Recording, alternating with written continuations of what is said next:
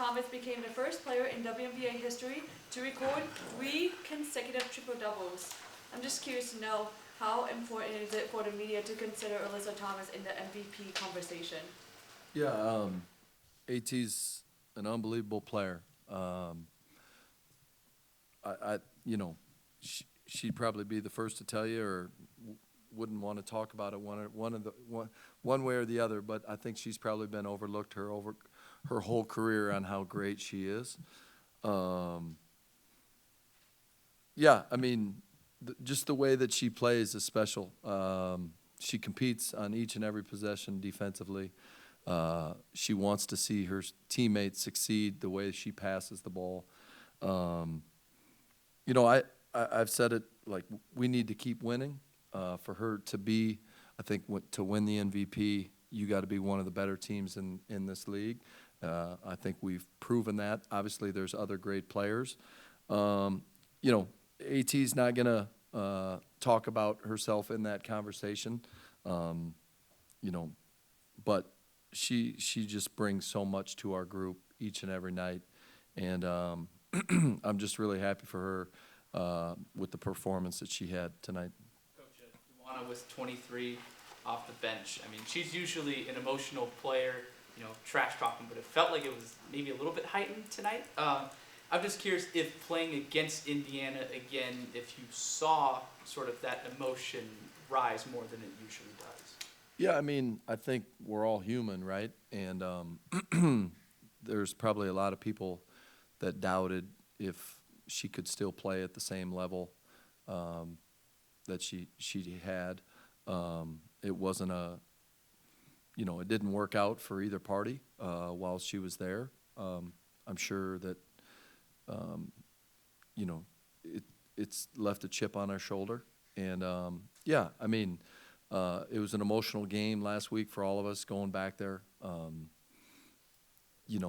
The bounce back that she had, just a credit to her, just being focused and playing with confidence. And I saw the same thing that you did.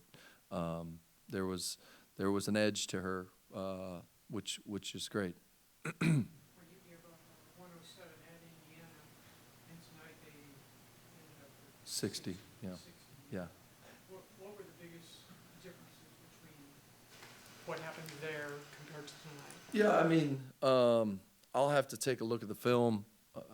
Obviously, this is a tough league to win, especially on the road.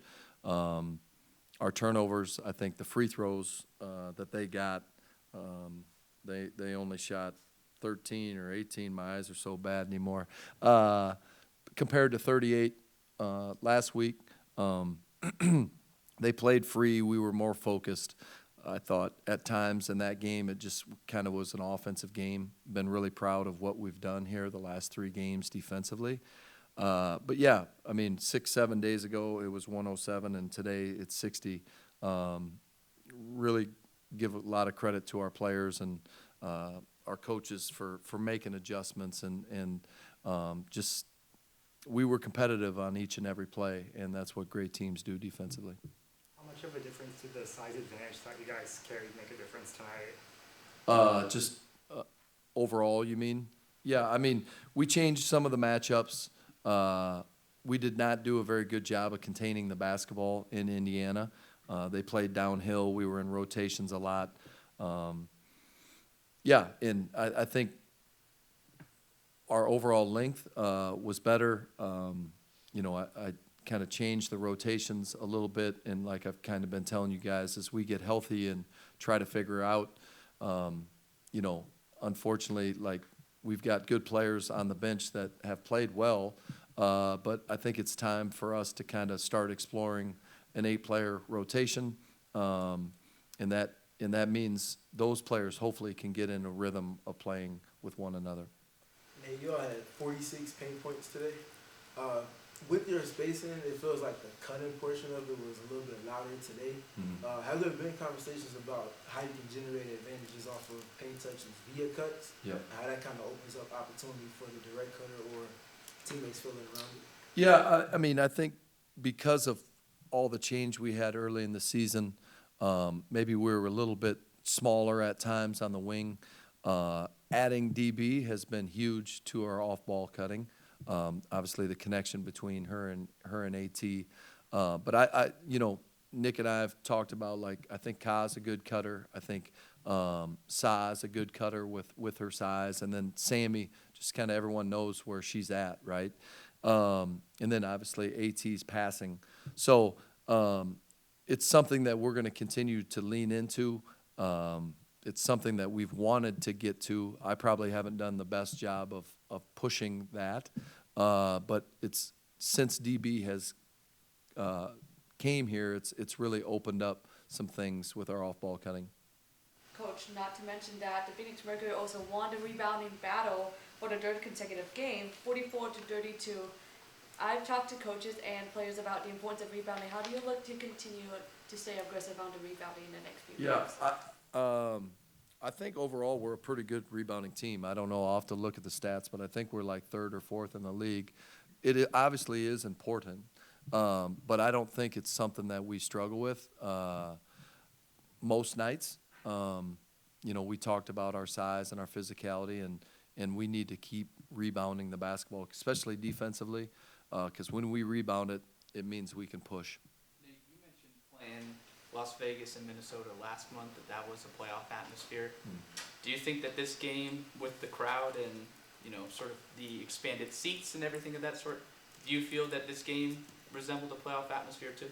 Yeah, I mean, our crowd is very high level. The X Factor brings it each and every night. Obviously, with the fever, you're going to get more fans. But yeah, I mean, these are great opportunities. I think the way that and the momentum of our league, you're going to see crowds like this in the playoffs.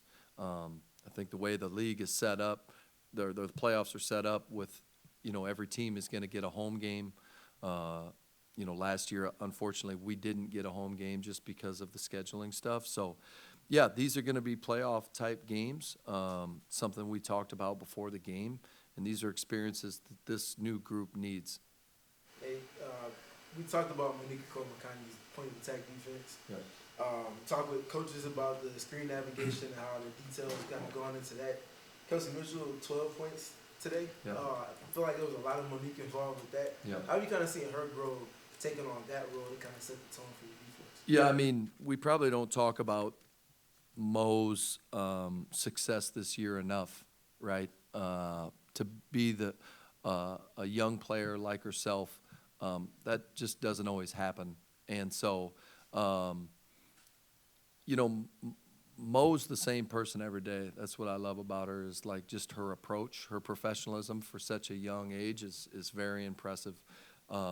She's got a group of veterans around her that believe in her. That doesn't always happen, right? And I think it's because of her approach and because of what she does at the defensive end.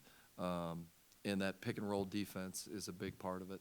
You guys were up big, obviously. How important was it for Alyssa just to stay in the game and get that 10th assist?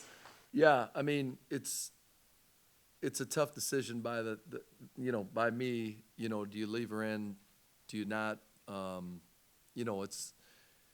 don't know what the right answer is. I mean, obviously, pretty cool experience for her. I mean, to do all the things that she's done and not get to that level. I told her she had one, maybe two possessions. Everyone else be ready to shoot.